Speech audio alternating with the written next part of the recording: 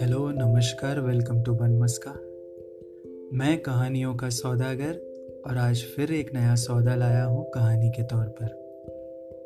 सौदा है तो लेन देन तो होगा ही। मैं आपको दूंगा एक कहानी और बदले में लूंगा आपसे आपका वक्त। कहानी के चलते चलते आपको एहसास तो हो ही जाएगा कि सौदा फायदे का रहा।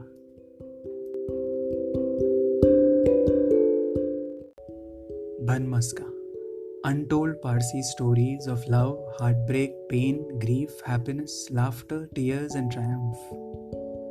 This is the non-confirming Parsi, and you are listening to Banmaska.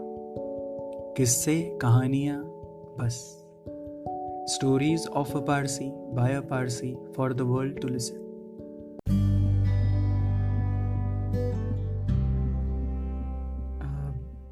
बपई मामी ने किताब के एक पन्ने पर कुछ लाइनें लिखी थी इंग्लिश में। मैं आपको पढ़ के सुना रहा हूँ।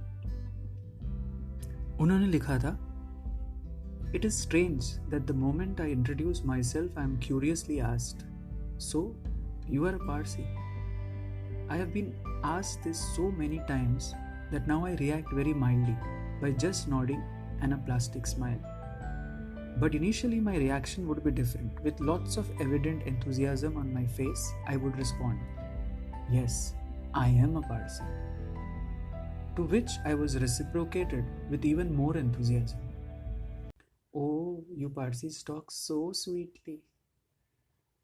I love the way you guys use cuss words. Your that dhansak is amazing. I once ate it at Mokembo Cafe with my Parsi friend. Patrani Machi. Superb. My childhood friends Navjot. Bapai Mami further wrote, I had by then started realizing that for some weird reason known to them, some people love to push their association with Parsis. Over the years of answering to the query of being a Parsi, I started to question myself, as usual. Is it just Patrani Machi, Dhansak, or our lavish use of cuss words is what we stand for? It's maybe something to do with our love for food. Like, I may not believe in any last rite rituals, but Charamnu Dhansak, I wouldn't mind. I reasoned further. आगे किताब में बपई मामी लिखती है,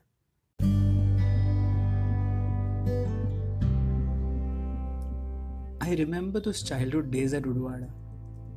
The moment we would return from the Atish Biram to the hotel room, the typical scene I would witness was something like this.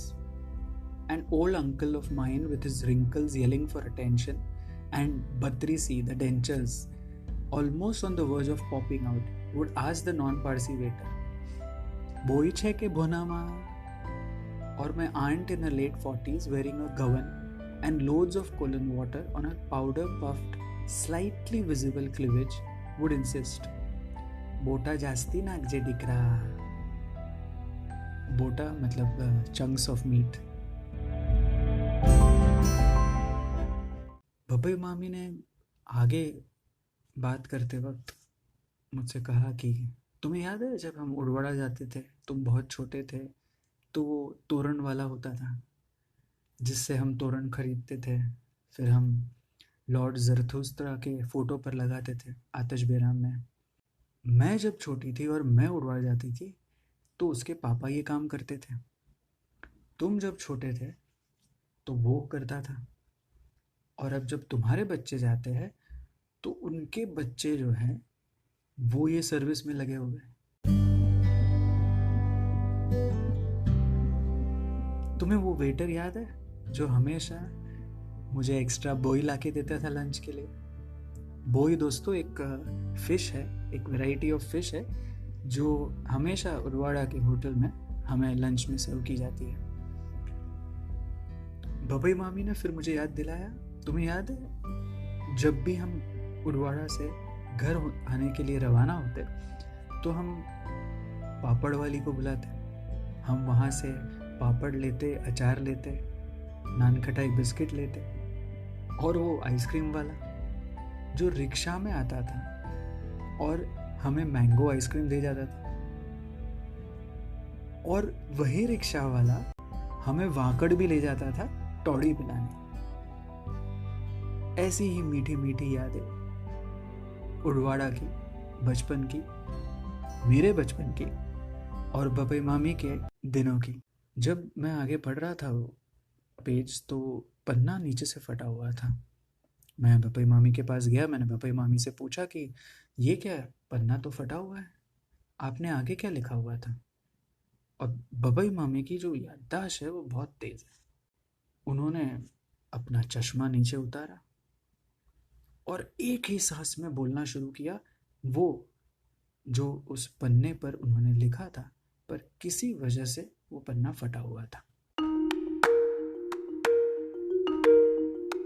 Can't we as a community, young and old alike, the wise and not so wise, the aggressive and not so aggressive ones, come together and work out some path about simply making Udwara truly as important as it was for us? Instead of treating it like a religious come holiday destination, let's come together not in rebellion against each other, but together as a combined force. Let's get Udwara back on its feet. Not only because we want to preserve the purity, but for once, because we truly want this tiny little sleepy village to prosper for the sake of its inhabitants who have served our community for years. Not because of any personal or political agendas, simply as a token of gratitude to this place which has housed our very symbol of existence, the Aatish. Then there would be a time when people would know us for more than only Patrani Machi. Wow! मुझसे रहा नहीं गया, मैंने तालियां बजानी शुरू कर दी। तो ये है हमारी बपई मामी। आप भी मिलिएगा उनसे एवरी वेडनेसडे ओनली ऑन बन मस्का। किस्से, कहानियां, बस।